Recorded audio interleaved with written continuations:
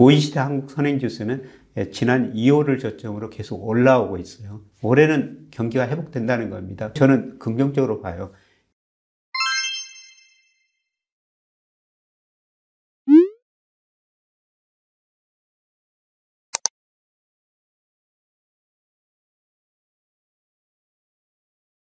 오늘은 구독자분들이 많은 질문을 남겨주신 저 PBR주 관련해서 질문을 드리려고 합니다. 첫 번째 질문 드립니다. PBR이란 무엇이며 최근 정부가 발표한 PBR이 낮은 기업에 대한 주가 부양책이 주식시장에 어떤 의미를 갖는지 설명 부탁드립니다. 우선 저 PBR에 대해서는 제가 저 오피셜 스타디 클럽에서 여러 個분석 자료, 그 다음에 신문에서 아주 좋은 기사들을 여러분한테 미리서 좀 소개를 많이 드렸었습니다. 앞으로도 그럴 거고요. 그러면 여러분이 잘 아실 거예요. PBR이라는 것은 뭐냐면은 주식시장 시가총액, 어떤 기업의 시가총액을 그 회사 순 자산가치로 나눈 거예요. 그래서 이게 1이 넘어야지 좋습니다. 1이 넘어야 주가가 높다는 건데요. 그래서 1 이하라는 것은 그 회사 자산을 다 청산하면 순자산 가치가 주주한테 오히려 더 많은 돈을 돌려줄 수가 있다는 거죠. 그런데 PBR이 우리나라가 세계에서 제일 낮은 쪽에 속해요. 보통 1 안팎 유지하는 거, 어떤 때는 0.8까지 떨어지거든요. 지나치게 낮다는 거죠. 최근에 그 일본 보니까 뭐 1.4를 넘어섰고요. 미국은 4배를 넘어서고 있습니다. 그러면 우리가 PBR이 왜 이렇게 낮은가? 이거를 흔히들 코리아 디스카운트라고 그랬죠. 북한의 그 지정학적 문제가 있을 수가 있고요. 그 다음에 우리나라 기업 지배 구조가 투명하지 못했다. 그런 측면도 있는데요. 그런데 제가 생각하기에는 낮은 주주 환원율이 PBR이 낮은 가장 중요한 이유가 아니었던가 그렇게 생각됩니다. 이 주주 환원율이라는 것은 기업들이 이익이 생기면은 배당금도 주고요. 그다음 자사주를 소화하거든요. 그런데 최근 10년 동안 보니까 미국 기업들 보니까 이 주주 환원율이 지난 10년 동안 평균이 92%입니다. 선진국은 68% 정도 되죠. 신흥국 37%, 중국 32%예요. 근데 우리나라 지난 10년 평균이 29%밖에 안 된다는 겁니다. 우리가 주주 환원율이 중국보다도 낮았다는 것이죠. 이러한 의미에서 우리 주가가 그동안 저평가될 수밖에 없었겠구나. 이렇게 볼 수가 있는 것 같습니다. 다음 질문 드립니다. 저 PBR 정책 발표 이후 금융주들이 급등세를 이어가고 있습니다. 저 PBR 정책과 금융주의 상관관계는 무엇이며 추가적으로 주목할 만한 분야가 있을까요? 금융주가 PBR이 제일 낮았었어요. 보통 금융주 PBR 보면은 0.5배 정도밖에 안 됐었죠. 그래서 우리나라 금융을 대표하는 금융 지주회사 중 하나 KB 보니까 0.4배, 그다음에 삼성생명 0.34배, 그다음에 삼성증권 다른 증권도 거의 마찬가지입니다. 0.4배밖에 안 됐어요. 그래서 PBR이 지나치게 낮았기 때문에 최근 정부의 기업 밸류업 이런 정책들이 앞으로 나올 것이다 토론이 되면서 이런 업종, 금융업종 주가가 제일 많이 올랐고요. 최근에 보험업종 주가가 제일 많이 올랐었습니다. 사실 저도 그동안 은행에 예금하려면 차라리 그 돈 가지고 은행 주식을 사가지고 배당을 받는 게 더 나을 것이다. 이런 말씀도 드린 적이 있습니다만 그만큼 우리나라 은행 PBR이나 PR도요. 5배, 6배 굉장히 낮았었습니다. 지나치게 저평가됐던 게 이제 제자리를 찾아가는 과정이라고 보고 있습니다. 그런데 이것들이 단기적으로 1배까지 되기는 좀 힘들 거예요. 은행 입장에서는 대선 충당금도 써야 되고요. 지금 금리가 지금 하락 국면이 이제 시작되고 있거든요. 과거처럼 그렇게 많은 이익을 낼 수가 없고요. 특히 우리나라 가계 자산 배분 보니까 보험 비중이 많이 낮아지고 있어요. 그래서 우리 가계가 참 쉽지 않죠. 그러다 보니까 작년과 1월에서 12월 보니까 보험 해약금이 42조 정도 된다. 이런 통계도 나오고 있습니다만 여유가 있어야지 보험도 가입하는데요.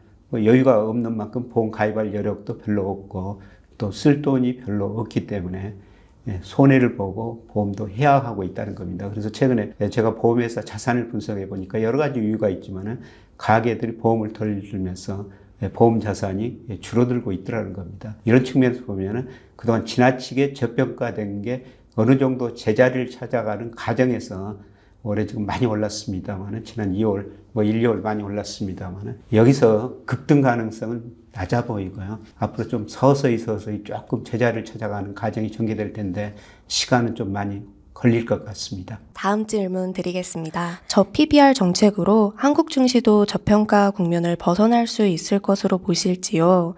해당 정책이 과연 일시적인 해결책에 불과할지 장기적으로 도움이 될지 궁금합니다. 우선 미국 주가가 최근에 연일과 사상 최고치를 S&P 500 중심으로 경신하고 있습니다만, 그거는 AI 혁명에 대한 기대가 많이 작용한 것 같습니다. 1990년대 중반에 미국에서 정보통신 혁명이 있으면서 미국의 산업 생산, 노동 생산성이 크게 개선돼 버리거든요. 예를 들어서 1980년에서 95년까지 미국의 노동 생산성 증가율이 연평균 1.5%였어요. 근데 1995년에서 IT 혁명이 시작되면서요. 96년에서 2000년까지는 노동 생산성이 연평균 2.9%로 거의 2배 정도 증가해 버립니다. 그래서 생산성이 증가하니까 미국 경제가 고성장 저물가를 달성하면서 이때 미국 주가, 특히 기술 관련주들이 엄청 올랐었죠. 결국 그 2000년에 거품이 붕괴됐었습니다만은 AI 혁명이 과연 그 정도일 것인가? 최근에 보면은 아직 그 AI 혁명에 따른 생산성 증가 모습은 나타나지 않고 있어요. 이거는 좀 더 지켜볼 필요성이 있는 것 같습니다. 그런데 어떻든 미국 주가는 AI 혁명 기대로 많이 오른 거고요. 그 다음에 최근에 일본 주가가 굉장히 많이 오르죠. 일본 주가가 오른 건 전 거시적, 미시적 측면에서 두 가지 측면에서 살펴볼 수가 있는데요. 우선 작년에 일본 경제가 상당히 좋았습니다. 작년에 우리 경제가 실질 GDP가 1.4% 성장했는데요. 일본 GDP는 1.9% 우리보다 더 높게 성장했죠. 그리고 명목 GDP가 5.7%나 성장합니다. 물가가 거의 4% 가깝게 올랐다는 겁니다. 일본이 디플레이션 탈피하고 있다는 것이죠. 일본 주가하고 명목 GDP는 거의 같은 방향으로 움직여요. 거시적 측면은 일본의 그 디플레 탈피했기 때문에 일본 주가가 많이 올랐고 또 오르고 있다. 그리고 일본이 기업 주가가 낮으니까 사실 그 10년 전부터 스튜어드 코집시 도입하고 기업 지배구조 도입하고 지금 우리가 하려는 그 다음에 PBR이 낮은 기업들한테 왜 낮은가? 구조 개선책을 내놔라. 그리고 뭐 일정 기간 거래량이나 그 다음에 PBR이 계속 밑돌면은 뭐 증권시장에서 퇴출시키겠다. 이런 여러 가지 정책이 나왔거든요.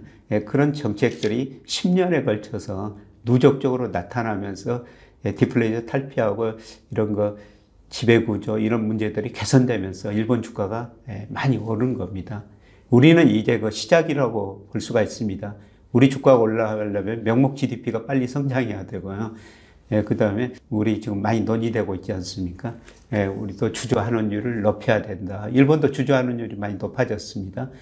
그리고 앞으로 PBR이 1 미만인 기업은 구조 앞으로 어떤 방향으로 갈 것인지 앞으로 내놔야 될 것입니다. 그리고 우리가 특히 주주들도 주저환원 증가에 많이 노력을 하고 있거든요. 이런 것들이 시차적으로 나타나면서 우리 PBR도 장기적으로는 현재 1안팎입니다만 1.2, 일본식으로 현재 1.4로 갈 수는 있는데요. 그게 일본이 10년에 걸쳐가지고 이런 문제들이 해결되고 나타났다는 겁니다. 그래서 우리가 단기적으로 너무 빨리 기대하다기보다는 서서히 결국 우리 주가도 제자리를 찾아가는 모습이 나타날 텐데요. 너무 성급하게 기대하는 것은 조금 금물이고요. 앞으로 저는 계속 이런 제도 변화가 우리 주가에 긍정적인 영향을 미치리라고는 보고 있습니다. 다음 질문 드리겠습니다. PBR이 낮을 시 기업에 생길 수 있는 문제는 무엇일지요? 해당 문제는 향후 국내 거시경제에 어떤 영향을 끼칠까요? PBR이 낮다고 무조건 주가가 오른 거 아니에요. 지난 한 10여 년 역사를 보니까요. PBR이 1 미만인 기업들 많거든요. 60% 이상 이 정도 많은 적도 있었어요. 그런데 이런 기업들이 지속적으로 오르기 위해서는 결국 이익이 증가해야 되죠. 그리고 주주환원율 이런 것들이 높아져야 됩니다. 그래서 PBR이 무조건 낮다고 우리가 투자하는 거 아니고요. 이 기업이 매출액, 영업이익, ROE 이런 것들이 꾸준히 늘어날 수 있을 것인가 이걸 봐야 됩니다. 그런데 주가라는 게 거시경제에 상당히 영향을 미치고 있어요. 예를 들어서 한국은행에서 우리나라 소비자 심리지수를 발표하는데요. 이 소비자 심리지수가 코스피하고 거의 같은 방향으로 움직입니다. 우리가 주식을 가지고 있는 사람은 주가가 오르면은 소비 심리가 개선될 수밖에 없죠. 실제로 소비도 증가할 수가 있고요.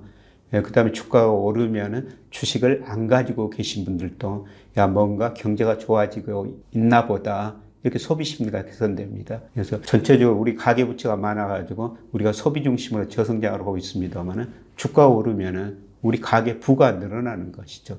그래서 주가가 오르면은 전체적으로 소비 심리가 개선되고 소비가 늘어나면서 우리 경제 성장률이 다소 올라갈 수는 있습니다. 마지막 질문 드리겠습니다. 향후 저 PBR 정책과 함께 주목해야만 하는 국내 이슈가 있을까요? 앞서 일본 주가가 많이 오르는 이유를 제가 두 가지 측면에서 말씀을 드렸습니다. 명목 GDP가 많이 오르고 있다는 것입니다. 장기적으로 어느 나라 보면 미국, 일본, 우리나라를 보더라도요. 장기적으로 코스피 주가지수는 명목 GDP 성장률을 따라서 성장하거든요. 그래서 어떻든 우리 잠재 성장이 계속 떨어지고 있는데 잠재 성장이 올라야지 우리 주가가 한 단계 도약할 수가 있다는 것입니다. 그리고 우리나라 주가가 아직도 상대적으로 저평가되어 있는데요. 앞서 말씀드렸습니다만 주주 환원율이 많이 올라가야 된다는 겁니다. 근데 저는 긍정적으로 봐요. 예를 들어서 미국은 주주 환원율이 92%라고 말씀드렸습니다. 여기서 더 올라갈 여지가 별로 없습니다. 그러나 우리는 29%요. 세계에서 가장 낮다는 거죠. 주주 환원율이 기업 측면에서나 주주 입장에서나 보나 그다음에 기관 투자 입장에서 보면은 아마 전부 서서히 올라갈 거예요. 그래서 최근에 좀 미국 주가만 오르고 우리 주가는 상대적으로 덜 오르고 조정을 보이고 있는데요. 주주 환원율 측면에서 보면은 우리는 여기서 낮아질 가능성보다 낮았기 때문에 올라갈 가능성이 훨씬 더 높다는 것입니다. 그래서 우리 주식 시장에 희망을 좀 가져야 되고요.